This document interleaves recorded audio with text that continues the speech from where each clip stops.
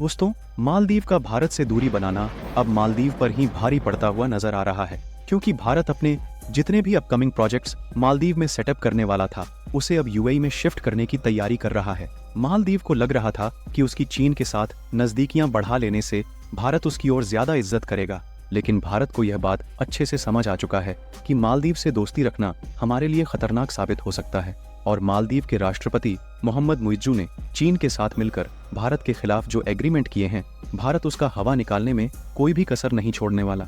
और जो प्रोजेक्ट और इंफ्रास्ट्रक्चर मालदीव में डेवलप किया जाना था, मालदीव को सबक सिखाने के लिए अब उन्हें भी अन्य देशों में ट्रांसफर किया जा रहा है, जिससे मालदीव की इकोनॉमी में बहुत बड़ा फायदा होने वाला था, क्योंकि यह मालदीव के लिए काफी हेल्पफुल प्रोजेक्ट है। दोस्तों, हम बात कर रहे हैं सोलर पार्क प्रोजेक्ट की, और इसकी खास बात यह थी कि भारत की IHCL यानी कि इंडियन होटल्स कंपनी लिमिटेड ताज रिजॉर्ट्स और इस्पा मिलकर ज्वाइंट वेंचर में इंफ्रास्ट्रक्चर डेवलप करने वाली थी। और कमाल की बात यह है कि इसे इस तरीके से डिजाइन किया जाने वाला था जिससे यह पानी पर तैरता रहे, क्योंकि मालदीव जैसे देशों में जमीनी हिस्से की बहुत कमी है और यह कोई छोटा मोटा प्रोजेक्ट नहीं था। इसको एक लार्ज लेवल पर सेटअप किया जाना था और भारत की कंपनियां इसके लिए मालदीव में बहुत बड़े लेवल पर इन्वेस्टमेंट करने वाली थीं। लेकिन मालदीव के राष्ट्रपति मोहम्मद मुइज्जू ने चीन से हाथ मिला लिया है, तो भारत ने भी इस प्रोजेक्ट को यूएई और फ्रांस में भेजने का फैसला कर लिया है। पूरी स्टोरी क्या है,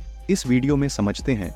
मालदीव के खिलाफ भारत के पावरफुल मूव के लिए इस वीडियो को एक लाइक जरूर करें। असल में हुआ यह है कि जब मालदीव ने भारत के खिलाफ चीन के साथ मिलकर खिचड़ी पकाना शुरू कर दिया है, तो भारत भी मालदीव को लाइन पर लाने में कोई कमी नहीं छोड़ने वाला। और भारत ने जो इन्वेस्टमेंट प्लान मालदीव के लिए तैयार किया था, अब इस इन्वेस्टमेंट से दूसरे देशों में बड़े लेवल पर कुछ प्रोजेक्ट ओपन किए जा रहे हैं। इसी में से एक प्रोजेक्ट सोलर पार्क को लेकर है, जिसको भारत के द्वारा 2024 के स्टार्टिंग में ही मालदीव में सेटअप किया जाना था, जिसमें भारत की दो बड़ी कंपनियां IHCL ताज एक्सोटिका रिसोर्ट और ईस्पा मिलकर मालदीव में बड़े फ्लोटिंग सोलर पार्क को सेटअप करने वाली थी। इस प्रोजेक्ट को एक नए तरीके से डिजाइन किया जाना है, जिससे कि ये पानी में आसानी से तैरता रहे, जिससे जो रूरल एरिया सोलर पार्क को सेटअप करने में कंज्यूम हो जाता है, उसे बचाया जा सके और इससे मालदीव के एनवायरनमेंट को पॉल्यूशन से बचाया जा सकता था। क्योंकि मालदीव में टूरिस्ट को अच्छी सुविधा देने के लिए डीजल जनरेटर का यूज किया जाता है।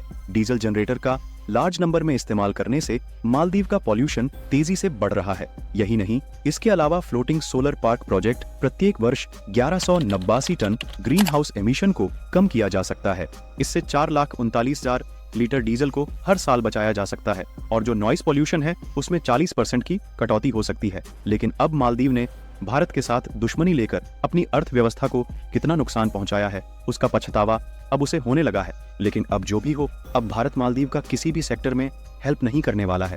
और जब से मालदीव के राष्ट्रपति चीन के राष्ट्रपति शी जिनपिंग से मिले हैं, तब से उनके तेवर बदले हुए हैं और देखा जाए तो मालदीव के राष्ट्रपति भारत के खिलाफ जहर उगलना शुरू कर दिए हैं। और जो भारत के 77 सैनिक मालदीव में अभी तक मौजूद थे, उनको निकालने का फिर से आदेश दे दिया है। वैसे तो मालदीव के राष्ट्रपति ने इन सैनिकों को निकालने का आदेश तभी दिया था जब वह नए राष्ट्रपति बने थे।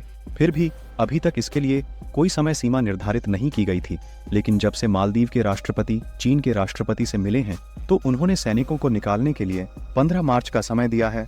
और भारत को अब समझ आ चुका है कि मालदीव भारत के साथ किस तरह का बर्ताव फ्यूचर में रखने वाला है। और जब मालदीव छोटा सा देश होकर भारत को आंखें दिखाएगा, तो भारत भी शांत नहीं बैठने वाला है।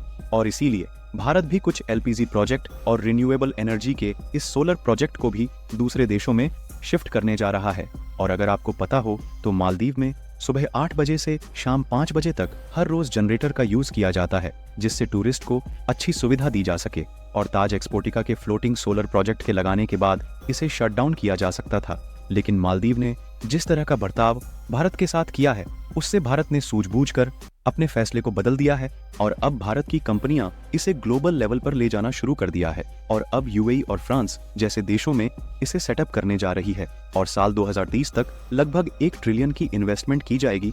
और ध्यान देने वाली बात यह है कि दुनिया में 121 ऐसे देश है जहां पर सोलर पार्क की बहुत नीड है और यही मौका भारत को यूएई, फ्रांस और ऑस्ट्रेलिया में मिल चुका है, जहां पर यह कंपनियां अपने फ्लोटिंग सोलर पार्क को सेटअप करने वाली है। और हाल ही में कुछ एलपीजी प्रोजेक्ट जो कि मालदीव में सेटअप किए जाने थे, उसको भी श्रीलंका में शिफ्ट कर दिया गया है, जिसमें पुणे गैस अब इस इंफ्रास्ट्रक्चर को मालदीव की बजाय श्रीलंका में तैयार करना शुरू कर दिया है, क्योंकि पुणे गैस के पास नेचुरल गैस को एलपीजी में कन्वर्ट करने की एडवांस टेक्नोलॉजी मौजूद है और भारत की यह कंपनी अपनी टेक्नोलॉजी को और भी ज्यादा बढ़ाने पर फोकस कर रही है।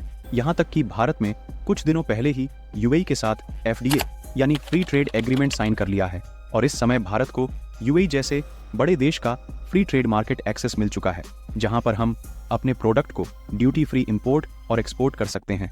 देखा जाए तो एक समय चीन दुनिया का नंबर 1 सोलर प्रोड्यूसर कंट्री हुआ करता था, लेकिन भारत रिन्यूएबल एनर्जी में जिस तेजी के साथ बढ़ा है, उससे चीन भी पिछड़ने की कगार पर पहुंच चुका है और भारत ने अपने प्रोडक्ट की क्वालिटी की वजह से मिडिल ईस्ट के सभी देशों में जिस तरह से पहचान बनाई है, उससे भारत की कंपनियों को एक बड़ी मात्रा में प्रोजेक्ट मिलना शुरू हो चुके हैं और जो अभी तक मिडिल ईस्ट के मार्केट में चीन का कब्जा था, अब उसकी भी खटिया खड़ी होना शुरू हो चुकी है। एक रिपोर्ट के मुताबिक अमेरिका ने चाइनीज सोलर मॉड्यूल को अपने देश से पूरी तरह से निकाल फेंका है और उसकी जगह अब भारतीय कंपनियां लेना शुरू कर चुकी हैं। आपको बता दें कि फाइनेंशियल ईयर 2023 में इंडियन सोलर सेल्स का एक्सपोर्ट $628 मिलियन के करीब था, जबकि यह साल 2022 में केवल $54 मिलियन के आसपास था। यानी कि कुल मिलाकर भारतीय सोलर कंपनी ग्लोबल मार्केट का एक्सेस तेजी के साथ लेना शुरू कर चुकी है। यानी कुल मिलाकर देखा जाए तो भारतीय कंपनी धीरे धीरे मिडिल ईस्ट के सभी देशों में फैलती चली जा रही है। आपको बता दें कि फ्लोटिंग सोलर पार्क के अलावा भी कुछ ऐसे प्रोजेक्ट हैं जिनको भारत मालदीव के बजाय दूसरे देशों में शिफ्ट करने वाला है और भले ही चीन मालदीव की मदद करने की बात कर रहा है, लेकिन जिस तरह से भारत मदद करता था उस तरह से चीन मदद नहीं करने वाला। बाकी आपको क्या लगता है दोस्तों, भारत जिस तरह से मालदीव की टूरिस्ट इंडस्ट्री को संभाले हुए था, क्या चीन इतने टूरिस्ट को मालदीव भेज पाएगा या नहीं? अपनी राय कमेंट में जरूर बताएं और भारत के इस कदम के लिए एक लाइक जरूर करें और इसी तरह के और भी इंफॉर्मेशनल वीडियो के लिए चैनल को सब्सक्राइब जरूर करें। जय श्री राम।